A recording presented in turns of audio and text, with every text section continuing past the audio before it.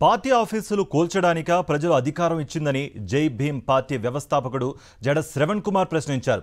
Court order ఉండగా కూల్చే అధికారం లేదన్నారు. టీడీపీ సెంట్రల్ కార్యాలయానికి అనుమతి ఉందా అని అడిగారు. టీడీపీ కార్యాలయాలకు పర్మిషన్ ఉంటే చూపించాలని అన్నారు. కరకట్ట మీద ఉన్న ఏ బిల్డింగ్కి అనుమతి లేదన్నారు. రూల్ ఆఫ్ లాని టీడీపీ ప్రభుత్వం ఉల్లంఘిస్తోందన్నారు. అచ్చెన్నాయుడు ఇచ్చిన స్టేట్మెంట్ ఎంత ప్రమాదకరమో 2029 ఎన్నికల్లో తెలుస్తుందని జడ శ్రవణ్ హెచ్చరించారు. పోనీ మీ పార్టీ ఆఫీసులకి ఏమైనా పర్మిషన్స్ ఉన్నాయా? మీ మంగళగిరిలో కేంద్ర పార్టీ కార్యాలయానికి పర్మిషన్ ఉందా? ఇప్పటికీ పర్మిషన్ ఇచ్చి కట్టారా? ఒకవేళ పర్మిషన్ ఉంటే టీడీపీ అధికారిక ప్రతినిధి ఎవరినైనా చూపించమనంటే పర్మిషన్ కాపీ. మీరు కట్టుకున్న ఏ బిల్డింగ్కి అయినా పర్మిషన్ ఉందా? పార్టీ కార్యాలయాలకి మీరు కట్టినటువంటి ఇప్పుడు ఈ కరకట్ట మీద ఉన్నటువంటి ఇక్కడ నుంచి మంతెన సత్యనారాయణ దాకా రాజు ఆ బిల్డింగ్ వరకు మొదలు పెట్టుకుంటే ఏ బిల్డింగ్కి పర్మిషన్ ఉండదు. మేము కూడా దాని మీద కేసు ఫైల్ చేస్తాం, నో డౌట్.